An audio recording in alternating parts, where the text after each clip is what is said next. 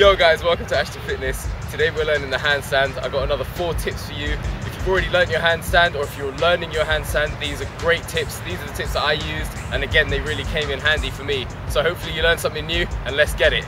Chase! Chase! Hey!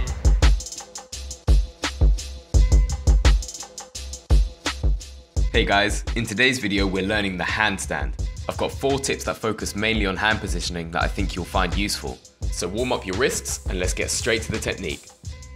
If you're just learning your handstand, there are 2 ways to get into it. You can either step forward into it, which is easier, or you can rise up into a handstand, which gives you more control, but it's slightly harder. Once you're in the handstand, you want to be as straight as possible. To get your handstand looking straight, bring your head in towards your arms and tuck your stomach in by contracting your abs. This will straighten out any bends that you have in your body and will make your handstand look powerful and controlled. This does take a lot of practice, so if your handstand is not completely straight, then don't stress. Just be patient and you will get there. To help you get there faster, here are some progressions that will facilitate learning the handstand. The first is doing handstands against a wall. I didn't have a wall here where I was filming, so I used a beam, but I advise doing it on a wall because it's much easier to keep your balance.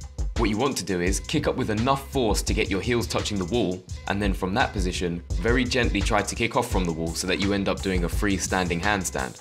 Ideally, you shouldn't be so close to the wall that your head is touching it, nor should you be so far from the wall that you have to bend your back like a scorpion's tail to reach it. Where I am in the video is the optimal distance because it allows me to kick off from the wall into a position where my back is straight when I'm doing the handstand. The next progression is doing a handstand with a partner. If you have a partner, kick up into a handstand and have them support you by your ankles. When your partner is spotting you, what you do want is for them to guide your balance.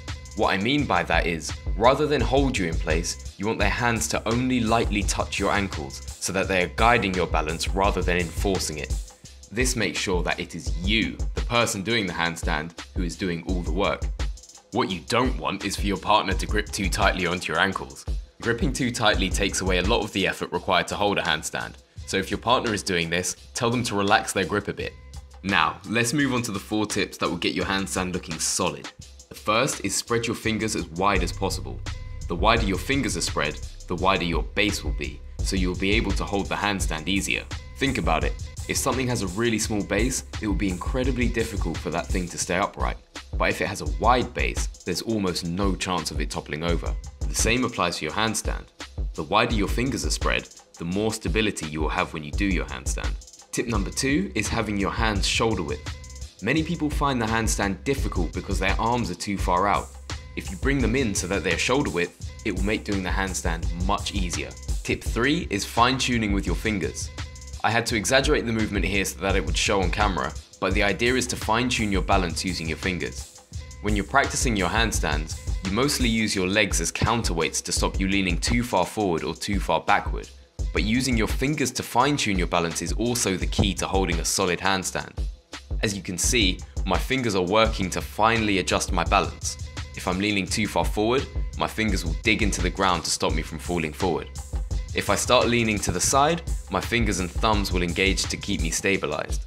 Out of all of the tips, I would say that this one is the most useful. I got my handstands down after I learned this one. The final tip is that you have to imagine you are a tree. When you are spreading your fingers out and digging them into the floor, imagine that your fingers are tree roots penetrating the ground. Unless you're watching Lord of the Rings, trees generally don't move. So if you imagine being a tree yourself, you won't move either. It sounds like hippie talk, I know, but what have you got to lose by trying it? It made doing handstands way easier for me, so I think it will make them easier for you too. And that's everything. So thank you for watching. If you found the video useful, then let me know in the comments below and pass it on to someone else who you think would find it useful too. This has been Ashton with Ashton Fitness. Now go get that handstand.